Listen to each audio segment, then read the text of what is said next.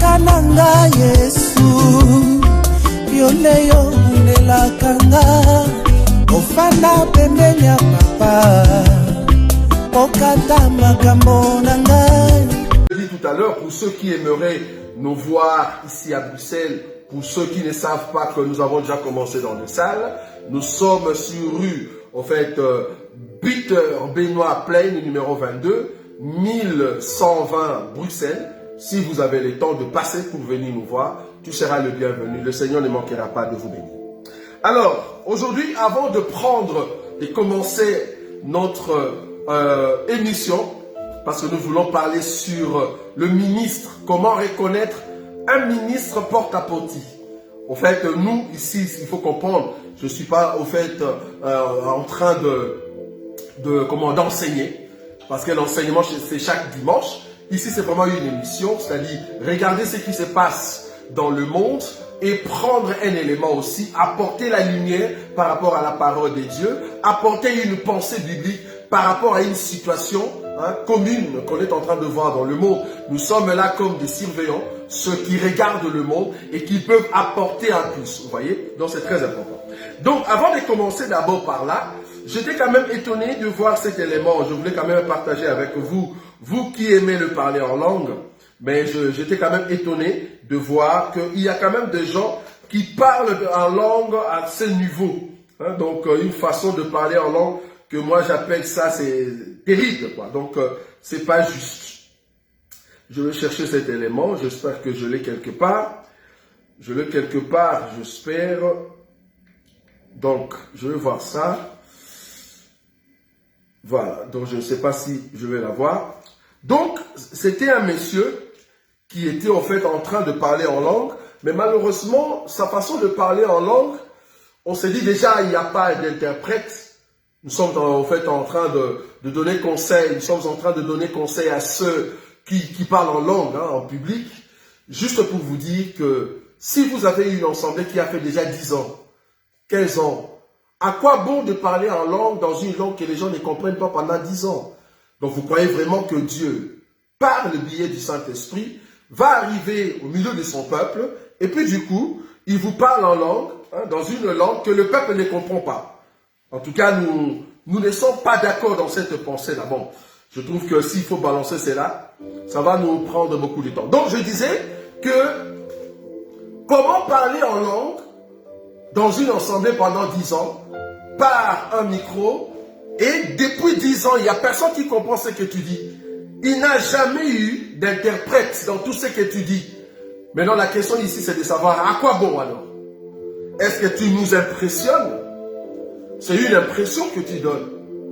C'est comme si je venais dans un milieu et que je commençais à parler, par exemple, l'anglais profond, comme de vrais Américains. Mais je suis au Bazaï, par exemple. Je suis au Bazaï, ou soit je suis à Lubumbashi. Là où, dans un milieu où personne ne parle, par exemple, l'anglais. Et moi, j'exhibe, en fait, l'anglais. Ça s'appelle être vantard, si vous ne savez pas. Tu es au fait vantard au milieu de gens qui ne comprennent absolument rien. Et voilà, tu t'exprimes en fait dans cette langue. Donc du coup, c'est pas juste. Ça va? Donc c'est juste pour conseiller à ceux qui parlent en langue. S'il n'y a pas d'interprète, tais-toi. Ce n'est pas un péché de prier en français. Tu peux prier en français, même à Lingala. Le problème, ce ne sont pas en fait la langue que tu utilises. Le problème, c'est la connexion que tu as avec le Seigneur. Vous voyez? Si tu as une bonne connexion, la grâce de Dieu sera toujours sur toi. Ça va? Donc, c'est vraiment un conseil que je donne à nos bien-aimés qui aiment parler en langue. Alors, nous voulons maintenant entrer dans cette pensée de porte-à-porte. C'est porte-à-porte. Le terme porte-à-porte, comme vous le savez, pour ceux qui ont suivi en fait les annonces ou soit de vidéos qui circulaient concernant des influenceuses ou soit des influenceurs, ou soit ceux qui vont à Dubaï, le terme porte-à-porte veut dire juste toilette portable. Toilette portable qui n'est rien d'autre que deux humains qu'on va utiliser comme étant portables, mais moyennant quelque chose, vous voyez? C'est-à-dire on va prendre de femmes, et il y a aussi des hommes. Ce n'est pas seulement de femmes, il y a aussi des hommes qui étaient des porte-à-porte pour ces gens-là. C'est-à-dire quelqu'un qui a l'argent et il transforme un humain comme lui en toilette portable. Je ne sais pas si vous voyez ça. En toilette portable, c'est-à-dire partout où il va passer, il va aller, il va amener la personne, mais dans un autre sens. Pas seulement dans le sens de toilette, mais il va l'amener dans le sens de satisfaire ses besoins sexuels. C'est-à-dire ce sont des gens qui ont, comme on dit en français, un problème pathologique, voilà, au niveau de leur tête ou au niveau de leur vie. C'est un problème pathologique et aussi spirituel de vouloir faire de son homologue humain, homme, toilette, vous voyez, de sorte que partout où ils vont, la personne va prendre la femme ou soit l'homme en question pour ceux qui sont homosexuels, ils vont sortir ensemble et dans sa pathologie, dans son corps, pour se sentir bien et faire une relation sexuelle accompagnée ou exhiber de la puissance, la personne a besoin d'être dans un milieu sale, là où il y a la saleté, là où il y a des excréments. C'est quand la personne voit des excréments, c'est là-bas que la personne se sent dans l'extase sexuelle. Vous voyez? Dans l'extase sexuelle. Je explique d'abord porte-à-porte avant de donner la pensée d'aujourd'hui. Donc, dans l'extase sexuelle, parce qu'il y a la saleté. Et ils vont aller plus loin, parce que dans cette pratique-là, démoniaque, abominable, il y a ce qu'on appelle la scatophilie. La scatophilie, c'est quoi? La scatophilie, c'est au fait le fait de aimer faire la relation sexuelle dans la saleté et en même temps en mangeant la saleté. Vous voyez? Parce qu'il faut comprendre que dans la nature humaine, même les animaux, hein, nous avons des animaux qui sont scatophiles ou des animaux qui sont coprophagiques. La coprophagie, c'est quoi? Ce sont des mots qui se trouvent dans le dictionnaire. Ici, je ne suis pas en train de donner l'enseignement biblique. Non. Ici, je donne des définitions par rapport à toute personne qui a été à l'école. Si tu as été à l'école, c'est juste l'intelligence, tu ouvres et tu comprends. Donc, la coprophagie, c'est au fait une personne ou un animal qui mange des excréments. Donc, une personne ou un animal qui mange des excréments. Donc, dans cette pratique de scatophilie, c'est quelqu'un qui aime faire des relations sexuelles avec une autre personne, mais avec l'ambiance de la saleté, l'ambiance des excréments. On les appelle des scatophiles. Un scatophile, c'est quelqu'un qui aime faire la relation sexuelle avec des excréments. C'est comme un pédophile, c'est quelqu'un qui aime faire la relation sexuelle avec des enfants. Vous voyez? Donc, le mot philie veut dire juste amour, affection, attachement. Et maintenant, scato veut dire excrément. Donc, faire la relation sexuelle tout en aimant cela et manger cela, au fait, la personne est en train de vivre dans la scatophilie. En même temps, c'est une personne qui est coprophagique, c'est-à-dire qui mange des excréments. Maintenant, c'est quoi l'idée de cette pensée de porte-à-porte par rapport à aujourd'hui? Par rapport à aujourd'hui, je viens prendre la pensée coprophagique, la pensée coprophagique, le ramener et voir dans la Bible si cet élément existe. Oui, c'est mort. Je vais prendre l'écriture. Parce que, est-ce que dans la Bible, nous avons vu des hommes coprophagiques, c'est-à-dire qui aiment manger les excréments. Ça va? Voilà, je vais prendre l'écriture. Enfin, pas qui aiment manger les excréments, mais qui ont mangé les excréments. C'est dans ce sens-là que je voulais expliquer. Je vais prendre l'écriture. Je suis dans le livre d'Ézéchiel. Remarquez cette écriture, ça se trouve dans la Bible. Et c'est là-bas que je vais expliquer un ministre qui est en fait porte-à-porte, qui est une toilette portable. Malheureusement, nous avons ces ministres-là. Parce que, quel est le but de ces hommes porte-à-porte? C'est l'argent. Dans leur tête, gagner l'argent à tout prix. Même si je mange de la saleté, je m'en fous. Même si on me donnait du sang, de la chair humaine, de la sorcellerie, mais je vais gagner de l'argent. Donc même si vous me donnez votre excrément, je vais manger parce que j'ai besoin d'argent. C'est ça porte-à-porte, vous voyez? Maintenant ici, ce n'est pas vraiment dans ce sens-là, Mais ici, c'est vraiment dans le sens de ce que moi j'appelle coprophagie. Ça va? Donc, Ézéchiel. Ézéchiel chapitre 4. Je vais prendre une écriture ici. Remarquez avec nous. Ézéchiel chapitre 4. Le verset 9. Ézéchiel chapitre 4, le verset 9. Nous, dans cet évangile, nous expliquons tout. Nous savons expliquer pourquoi tu as les deux trous ici devant. Pourquoi tu as deux nez. Pourquoi ces sourcils-là, ne viennent pas aussi en bas. Nous savons expliquer tout. Pourquoi la barbe doit se trouver ici. Dans notre évangile, nous expliquons tout. Nous ne cachons rien. C'est ça le secret de l'évangile. Vous voyez? Ézéchiel chapitre 4. Je commence à partir du verset 9. La Bible dit ceci. Prends du froment, des l'orge de fèves, des lentilles du millet et de l'épeautre. Mets-le dans un vase et fais-en du pain autant de jours que tu seras couché sur les côtés. Tu en mangeras pendant 390 jours. La nourriture que tu mangeras sera du poids de 20 cycles par jour. Tu en mangeras de temps en autre. 11. L'eau que tu boiras aura la mesure d'un sixième de 1. Tu boiras de temps à autre. 12. Regarde. Tu mangeras, regarde le verset 12. Tu mangeras des gâteaux d'orge que tu feras cuire en leur présence avec des excréments humains. Je ne sais pas si tu as vu ça dans ta Bible. Ça, c'est Dieu qui dit à Ézéchiel de faire du pain mélangé avec des excréments humains. Ça se trouve dans la Bible. Donc, ce qu'on voit aujourd'hui, le diable ne fait que répéter et il amène les côtés malédiction. Vous voyez? Parce que la chose est abominable. Maintenant, le diable va utiliser la côté de l'abomination. Vous voyez?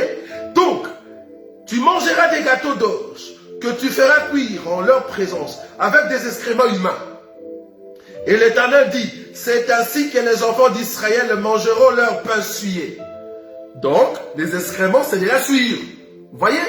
Donc, c'est de la souillure. Soulignez ce mot-là. Ici, je vais aller dans la pensée de la souillure. Tout homme qui veut l'argent à tout prix, même là où il y a la souillure, c'est un homme porte-à-potie. Donc, tu veux de l'argent, même là où il y a de la souillure. Tu pars là-bas, juste pour de l'argent. Tu es porte-à-potie. C'est parce que tu mélanges tout ce que tu fais dans la souillure. Je veux que tu soulignes ces mots, la souillure. C'est très important. Remarquez. Parmi les nations vers lesquelles je les chasserai. Le verset 14. Je dis, ah Seigneur, l'Éternel, voici mon âme n'a point été souillée depuis ma jeunesse jusqu'à présent. Je n'ai pas mangé d'une bête morte ou déchirée, et aucune chair impure n'est entrée dans ma bouche. 15. Il me répondit, voici, je te donne des excréments de bœuf au lieu d'excréments humains, et tu feras ton pain dessus. Il me dit encore, fils de l'homme, je vais briser les bâtons du pain à Jérusalem. Ils mangeront du pain au poids et avec angoisse, et ils boiront de l'eau à la mesure et avec épouvante. J'ai pris cette écriture pour te prouver que dans la Bible, le prophète Ézéchiel, Dieu lui a dit de manger des excréments. Au départ, c'était des excréments d'hommes, mais après Dieu a dit, ok, pas excréments d'hommes, tu vas prendre quand même des excréments de bœuf. Même ça, c'est toujours sale. Dieu voulait juste enseigner Israël que vos pains, la vie que vous aurez dans d'autres pays là où je vais vous chasser, vous allez manger le pain de la souillure. Or, le pain étant la parole de Dieu. Remarquez que le pain ici qu'on mélange avec la souillure, c'est un pain qui était vrai, mais qu'on a mélangé avec la saleté. Donc toute personne, tout homme de Dieu qui prêche la parole de Dieu, qui prêche la pureté, qui a l'enseignement, qui a Jésus, si tu prends cet enseignement et que tu mélanges avec la saleté de ta vie, tu es porte-à-potie. Tu manges de la saleté.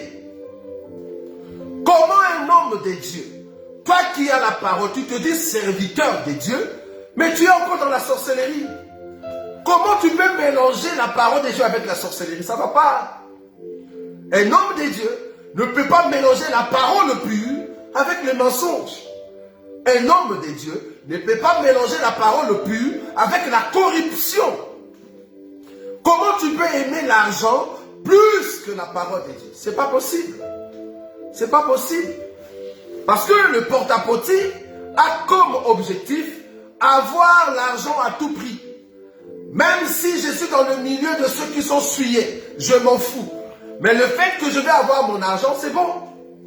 Même si vous jetez vos excréments sur moi, je m'en fous. Mais du moins à la fin, vous allez me donner mon argent. Donc, c'est de commerce. Nous avons beaucoup de commerçants dans les choses de Dieu. Et ces commerçants, ils font leur commerce à tout prix. J'ai été à Kinshasa, c'était terrible. Tous les grands hommes de Dieu sont des commerçants. J'ai été étonné de voir qu'un homme de Dieu soutient l'idée selon laquelle une femme prostituée qui se prostitue dans des vitrines doit donner sa dîme. Par rapport à quoi? Une femme prostituée, j'ai bien dit, une femme prostituée qui fait la prostitution comme étant une profession dans des vitrines, le pasteur lui a dit ramène-nous quand même la dîme. Vous voyez? Donc, c'est un pasteur porte-à-potie. Donc, même si ton argent est souillé, même si ton argent a des excréments dessus, ton argent est rempli de souillures, du moins ramène-nous cet argent. Et j'aimerais vous dire, nous sommes contre tout ministre qui veut de l'argent, même là où il y a des souillures. Tu ne peux pas travailler avec le Seigneur Jésus dans la souillure, bien-aimé. Pour aller au ciel, tu dois être propre. Pour aller au ciel, tu dois éviter de vivre dans une vie de débauche, dans une vie de corruption, dans une vie de mensonge. Un homme de Dieu ne vit pas dans le mensonge. Que ton A soit en, que ton oui soit oui. Un homme de Dieu, c'est un homme qui est constant. Si tu vois un homme de Dieu qui n'est pas constant, aujourd'hui il vous a dit A, demain il dit B, comprends que c'est un porte-à-potie. Pourquoi? Parce qu'à tout prix, il veut gagner de l'argent juste pour changer sa position. C'est du porte-à-potie. Parce que j'ai besoin d'argent. C'est grave. J'ai été étonné de voir qu'un prophète de Dieu, qui se dit prophète, mais qui ne prophétise pas. Et qu'est-ce qui s'est passé? Il devait maintenant reconnaître le ministère d'un bien-aimé quelque part, mais il s'est fait que la personne n'a pas pu aller à l'endroit. Et qu'est-ce qu'il a fait? Il a dit, comme c'est moi le père, en fait ministériel, si je peux l'appeler ainsi, ministériel de cet homme-là, comme je ne saurais pas être là, alors je vais appeler au téléphone. J'étais étonné de comprendre que nous avons aussi des reconnaissances ministérielles par téléphone. Et cela se passe dans cet évangile. Je ne parle pas des églises de réveil. Je parle dans cet évangile. Un évangile puissant, un évangile de gloire. Un prophète de Dieu a fait la reconnaissance ministérielle par téléphone.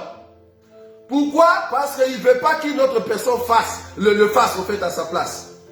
Il ne veut pas qu'une autre personne fasse cette reconnaissance ministérielle. Alors il dit non, comme je ne saurais pas être là et qu'il y a tout le monde qui sont là, mais moi je ne saurais pas être là, prenez le téléphone, mettez à côté de cet homme-là. Je vais commencer à prier et je veux reconnaître le ministère de cet homme-là. C'est grave. Tout ça c'est parce que vous cherchez quoi? Des enfants? Vous cherchez des gens? Tu veux à tout prix être en fait le père de cet enfant-là. Une autre personne ne peut pas le faire. J'ai été étonné encore. Parce que je suis en train de révéler de ministres porte-à-potie. Donc ils sont là. La base de leur énergie, c'est de l'argent. Nous, gloire à Dieu, que le Seigneur nous aide. Notre base d'énergie, ce n'est pas l'argent. Nous regardons d'abord les âmes. de ceux qui nous écoutent, comment est-ce qu'ils vont aller au ciel? Mais il y a beaucoup d'hommes de Dieu. Leur base ministérielle, c'est d'abord l'argent. Toute relation qu'ils sont en train de mettre en place, c'est par rapport à l'argent. Tu vois, ce sont des commerçants. Ce sont des commerçants. Et des gens comme ça, ce sont des cupides. Un cupide, c'est quelqu'un qui ne sait pas te donner 10 euros, mais qui te demande tout le temps 10 euros. Vous voyez? Ce sont des gens qui ont des comptes en banque, ils ont beaucoup d'argent, mais ils font comme s'ils n'ont rien. Ce sont des gens, ils viennent avec toi dans un restaurant, c'est toi qui fais sortir de l'argent chaque fois. Mais lui, en aucun cas, il n'a pensé sortir ne plus que 30 euros pour t'acheter à manger. Ça, c'est un cupide. C'est un porte-à-potis. Un homme qui marche avec des pensées souillées. Vous voyez? Comment toi, on t'invite dans un restaurant tous les jours, 1 fois, 2 fois, 3 fois, 4 fois. Tu sors avec des amis. C'est toujours les amis qui achètent pour toi. Toi, tu n'as jamais, j'ai bien dit, jamais pensé à appeler ou inviter aussi ces gens-là. Comment? C'est pas normal ça. Donc toi, tu as l'habitude de venir voir, rendre visite à tes amis à la maison. Rendre visite à tes amis, on t'invite, tu viens, on prépare à manger, tu manges. 1 fois, 2 fois, 3 fois. Mais toi, tu n'as jamais pensé inviter ces gens-là dans ta maison. C'est parce que ta maison est sale. Tu as un problème au niveau de ta maison. Ou peut-être tu as un problème avec ta femme. Peut-être que tes enfants sont des mendiants. Tes enfants ne sont pas bien éduqués. Tu as peur que les bien-aimés, quand ils vont venir dans ta maison, ils vont trouver la maison sale. Il n'y a que toi qui viens visiter les autres. Mais les autres n'ont jamais reçu l'invitation venant de ta part pour venir te voir. C'est la cupidité. Un homme cupide, c'est quelqu'un qui fait tout pour de l'argent. C'est pas bon ça. Faut pas aimer l'argent. L'argent, c'est la racine de tous les maux. Si tu vois un homme de Dieu qui aime l'argent, comprends que cet homme de Dieu n'ira pas loin. C'est un porte-à-potis. Oh, tous ceux qui mangent des excréments, ça va déranger leur santé et ils vont mourir. Il y aura de la mort. Si tu mélanges la parole de Dieu avec la sueur, bien-aimé, vouloir ou pas, un jour tu mourras. Tu vas aller où? Avec la sueur. Tu as un pain souillé. Ézéchiel a dit, je n'ai jamais mangé de sueur. Mais Dieu lui a dit, bon, comme c'est une image qu'on donne, je ne te donne pas les excréments d'homme, mais prends quand même les excréments du bœuf. Vous voyez? Mais du moins c'était des excréments. C'était de la sueur. Ici, je présente la chose comme étant, la saleté ne peut pas être dans l'église de Dieu. Quand vous voyez la saleté, il faut faire à tout. Il faut tout faire pour enlever l'odeur. Comme ça, vous allez manger, en fait, marcher dans la sécurité, dans la sérénité. Vous voyez? Donc ici, je suis en train d'aider nos bien-aimés à comprendre. Tu es chrétien. Tu es une sœur en Christ, frère en Christ. Tu es ministre. Faut pas mélanger. Ne mélange pas le pain avec la sueur. Si tu vois des hommes ou des femmes qui sont souillés et qui veulent te souiller, il faut te détacher, bien-aimé. Tu ne peux pas rester avec ceux qui sont souillés, ce n'est pas possible. Un enfant de Dieu ne peut pas rester avec ceux qui sont souillés. Nous sommes appelés à être purs, influenceux au fait des autres. Parce que ces gens qui partaient à Dubaï, qu'on appelle des influenceuses, en réalité, ils influençaient plutôt ceux qui sont dans le monde. Nous aussi, enfants de Dieu, nous sommes des influenceurs avec l'évangile que nous avons. Nous devons influencer ceux qui sont en Christ Jésus, afin de comprendre qu'en Christ Jésus, il y a la vie. Mais pour influencer ceux-là, toi-même, tu dois vivre la pureté. Si tu veux que les gens viennent pour manger la parole pure. C'est très important. Et ça, vous voyez, c'est là. Donc, ici, un ministre ou un frère porte-à-potis n'est rien d'autre qu'une personne qui mélange la parole de Dieu avec la sueur. C'est toute personne, tout enfant de Dieu qui vient à l'église, mais en même temps, il vit dans le péché. Tu es encore dans le sueur. Tu es encore cupide. Tu es encore voleur. Tu es encore menteur. Tu es encore adultère. Tu es encore impudique. Quand tu mélanges ces choses, avec la parole de Dieu, comprends que tu marches encore dans la sueur, bien-aimé. Là, le pain que tu as, plus la sueur, mais tu es en train de gâcher ta vie pour rien. C'était juste un conseil que je voulais vous donner. Ça va? En tout cas, que Dieu vous bénisse. Évitez de marcher dans le péché alors que tu te dis chrétien, tu te dis ministre de Dieu. Il faut respecter la parole que tu as acceptée. Il faut respecter Jésus, le Seigneur de gloire. En tout cas, que Dieu vous bénisse. Je vais encore reprendre nos communiqués parce que c'est très important. Comme je vous ai dit, nous allons commencer à passer chaque jeudi et chaque samedi. Pourquoi? Parce que vu que nous sommes maintenant dans des salles, nous avons repris nos activités dans des salles, il est pratiquement impossible pour nous de faire nos émissions Biyemba Yema ou Biteatea le vendredi. Donc du coup, nous sommes décidés de faire nos émissions soit le jeudi à partir de 20h ou soit le samedi à partir de 20h, l'heure de Bruxelles. Ça va? Donc comme ça, tous nos bien-aimés savent déjà l'horaire en tout cas que nous avons adopté. Et c'est comme ça que nous allons continuer avec cette émission Biyemba Yemba Biteatea. Une émission qui a vraiment aidé beaucoup de bien-aimés en Christ et Jésus. Et nos communiqués, c'est en fait le 25. Le 25, le 26, nous sommes ici à Bruxelles pour 2 jours de fête et de communion fraternelle. Il y aura des hommes de Dieu qui vont venir en fait témoigner de leur temps ministériel. Et les dimanches, il y aura un culte normal. Et le samedi, nous aurons en fait la reconnaissance ministérielle des bien-aimés qui sont avec nous depuis longtemps. Nous allons le reconnaître comme étant ministre officiellement. Bon, je dis bien officiellement parce qu'ils le sont déjà, mais officiellement, nous allons le faire le samedi 25 juin. Donc, ne manquez pas. Ça sera ici à Bruxelles, à partir dont la réception commence à partir de 12h30. Mais là, le programme en soi, c'est à partir de 13h30. Donc 13h30, nous commençons déjà dans la salle avec des chants et des cantiques d'adoration. Donc ne manquez pas, parce qu'il y aura bientôt des flyers et des invitations qui seront distribuées. Et ne manquez pas d'être là lors de ces 2 jours, le 25 juin et le 26 juin, à partir de 12h30, ici à Bruxelles. Vous aurez l'adresse 22 Peter Benoit Plain, 1120 Bruxelles. Donc ne manquez pas. La semaine prochaine, je crois que c'est la semaine du 29, si je ne me trompe pas, c'est la semaine du 28-29. Nous sommes à Paris, Assemblée des élus de Paris, qui est sur rue Daton, numéro 3, Villeneuve-Saint-Georges.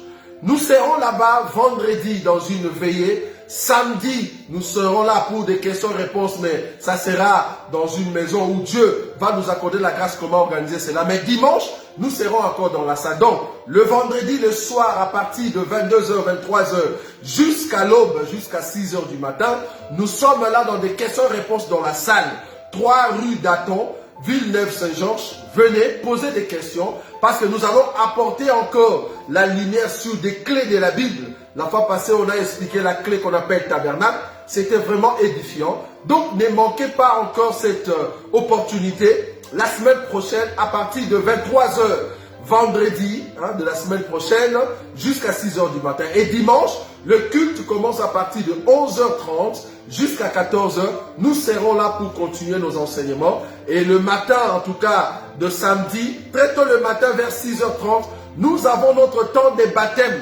Pour ceux qui n'ont pas encore reçu leur baptême, et ceux qui aimeraient reprendre leur baptême, ils seront là et nous allons faire le service de baptême avec le bien-aimé à partir de 6h30. Donc pour participer au baptême, il faut être pendant la veillée, toute la nuit. Nous serons là et nous allons proclamer la parole de Dieu. En tout cas, Dieu ne manquera pas de nous bénir la semaine prochaine quand nous serons en France. Ça va? Le 5 juin, c'est un dimanche. Nous serons ici à Bruxelles pour ceux qui sont tout autour de la Belgique ou ici à Bruxelles. Parce qu'il faut comprendre que nous voulons accélérer avec des activités pour attirer essayer de remonter la force de nos bien-aimés qui se fatiguent et qui sont à la maison. Le 5 juin, nous avons notre 3e édition des questions-réponses. Nous allons continuer sur le mariage, le 5 mai, et après cela, il y aura la Sainte Seine ici à Bruxelles. Si vous n'avez jamais vu comment est-ce que nous organisons la Sainte Seine, venez, en fait, le 5 juin, dimanche 5 juin, je crois que ça sera pas la semaine prochaine, mais l'autre semaine qui vient. Nous serons ici à Bruxelles, dans notre salle de culte 22 Peter Benoit Plain à Bruxelles, dans 1120 à Bruxelles. Nous allons célébrer la Sainte Seine et avant cela, il y aura des questions-réponses. Donc ne manquez pas, vous qui aimez nous poser des questions, vous qui aimez participer dans nos réunions, nous serons là juste pour vous et Dieu ne manquera pas de vous bénir. Donc le 5, préparez-vous, vous qui voulez participer à la Sainte Seine et comprendre aussi ce qu'on appelle corps et le sang de Jésus-Christ. C'est là-bas que nous allons expliquer la grandeur et manifester, pourquoi pas, la grâce que le Seigneur a mis en nous. Donc ne manquez pas nos rendez-vous parce que là, nous sommes en train d'accélérer beaucoup d'activités qui vont nous amener jusqu'au mois de juillet. On a beaucoup de choses, c'est pour cela que vous voyez, il y a trop de communiqués. Donc, s'il faut répéter les calendriers avant de terminer, la semaine prochaine, nous sommes à Paris pour vendredi, samedi, dimanche. Et il y aura un service de baptême le samedi très tôt le matin. Et dimanche, nous avons notre culte à partir de 11h30. Et le 5, nous avons notre réunion ici à Bruxelles, dimanche, à partir, donc le culte commence à partir de 13h, voire même 13h30. Venez et nous aurons notre service de questions-réponses et en même temps notre service de Sainte Seine. Ça, c'est le 5 juin. Le 25 et le 26 juin, nos 2 jours de fête et de communion fraternelle. Ne manquez pas ces 2 jours-là. Nous allons faire la reconnaissance ministérielle des bien-aimés. Et il y aura beaucoup de bien-aimés qui viendront de partout. La Hollande, la Belgique, l'Allemagne, Londres, parce qu'il y a déjà des bien-aimés qui nous ont appelés. À Paris, surtout, tous les bien-aimés de Paris seront là. Donc, on aura vraiment du monde. C'est pour cela, il est mieux de nous envoyer, en fait, un message pour nous dire que je serai là. Parce que nous devons vous loger dans des hôtels ou dans des maisons. Donc, il faut vraiment nous envoyer votre confirmation. C'est comme ça que nous aurons dans le service d'organisation et logistique. Ils vont mettre chacun dans des hôtels ou soit dans des maisons. Mais par rapport à ce que vous allez nous envoyer comme confirmation. Donc, confirmez pour le 25 et le 26. Confirmez votre présence. C'est comme ça que nous allons vous loger et nous allons vous prendre en charge. C'est très important. Et le 30 juin, c'est là-bas que nous allons maintenant quitter l'Europe pour aller vers les États-Unis pour 2 semaines. Le 30 juin, nous serons aux États-Unis et c'est là-bas que nous allons présenter la parole de Dieu. Bientôt, vous aurez des flyers et Dieu ne manquera pas de vous bénir. Le 15 juillet au 16 juillet, c'est là-bas que nous allons déplacer vers Kinshasa et nous allons proclamer la parole de Dieu pour 2 semaines aussi. Et Dieu ne manquera pas de nous bénir. Voilà un peu le calendrier jusqu'à la fin début août. Et je sais que Dieu nous accordera encore d'autres programmes. Nous ne manquerons pas de passer ici pour vous le donner. Donc voilà le programme.